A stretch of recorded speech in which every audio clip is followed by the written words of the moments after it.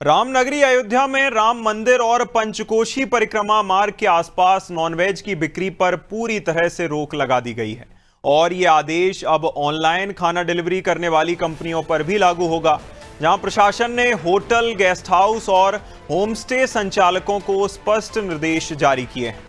नियमों का उल्लंघन करने पर सख्त कार्रवाई की चेतावनी दी गई है। जहां सहायक खाद्य आयुक्त मानिक चंद्र सिंह के अनुसार शिकायत मिली थी कि पर्यटकों को ऑनलाइन नॉनवेज मंगाकर परोसा जा रहा है और जिसके बाद यह फैसला लिया गया है।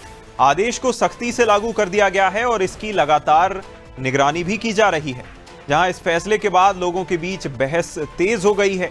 जहां कुछ लोग इसका विरोध कर रहे हैं तो कुछ लोग धार्मिक स्थल की पवित्रता बनाए रखने के लिए इस कदम का समर्थन भी कर रहे हैं। प्रशासन का कहना है कि अयोध्या में नॉनवेज पर प्रतिबंध कोई नई बात नहीं है, बल्कि वह व्यवस्था ब्रिटिश काल से चली आ रही है और आज भी प्रभावी है। और ज्यादा जानकारी के साथ सहयोगी लखनऊ से हमारे सहयोगी अमरेंद्र प्रताप सिंह जुड़ गए हैं। अमरेंद्र जी, देखिए जिस तरह से ये जो है प्रतिबंध की बात सामने आई, चूंकि फूड डिलीवरी एप्स पर भी एक ऑप्शन मिलता है कि आप वेज और नॉन वेज सिलेक्ट कर सकते हैं, लेकिन आखिर ये जो पूरी प्रक्रिया है ये प्रभावी कैसे होगी? चूंकि जिस भी पर्यटक को सिलेक्ट करना होगा वो सिलेक्ट कर सकता है, लेकिन यहां डिलीवर नहीं करना है, इसको कैसे इस पर निगरानी की जा सकेगी?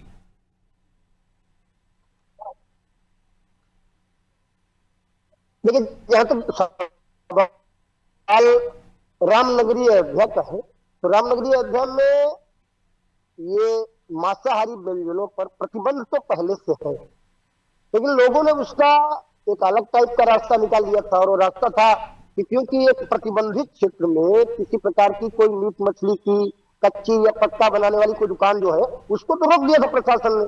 न तो कोई ऐसा होटल होगा जहाँ नॉनवेज बनेगा, ना फिर इस प्रकार की कोई दुकान होगी जिसके रूप में नॉनवेज की दुकान बिकेंगे। लेकिन जो लोग इस चीज पर अपना दिमाग लगाकर दूसरा रास्ता निकाले, उन्होंने रास्ता निकाल दिया था स्विगी और जोमेटो जैसे ऐप्स और टाइम डिलीवरी का, और वो उस पर ऑर्डर कर देते थे।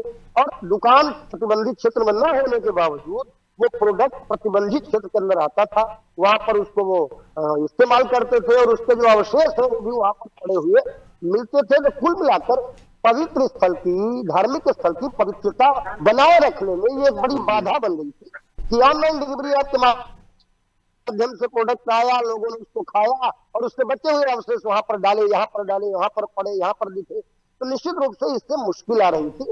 और ये जो मुश्किल थी, इसी मुश्किल के मद्देनजर प्रशासन ने ये भी फैसला लिया है कि ऑनलाइन ऐप के माध्यम से भी वहां पर डिलीवरी न हो, इससे सख्त कदम उठाया जाए। अब इससे सख्त कदमों में एक तो भौगोलिक स्थिति ये होगी कि जो लोग स्विगी और जोमेटो या अन्य जो डिलीवरी ऐप है उनके जो डिलीवरी बॉय होंगे वो उधर से जब जाएंगे तो पुलिस कभी भी उनकी चेकिंग भी करेगी, उनके ऑर्डर को देखेगी कि क्या आइटम तुम डालने जा रहे हो। इस पर भी सख्ती होगी। कुछ घटनाएं जब इस प्रकार की रोकने की होंगी तो शायद डिलीवरी मैन, डिलीवरी बॉय अगर कोई ऐसा ऑर्डर उधर से आता है तो उसको नहीं एक्सेप्ट करेंगे या एक्सेप्ट न करें।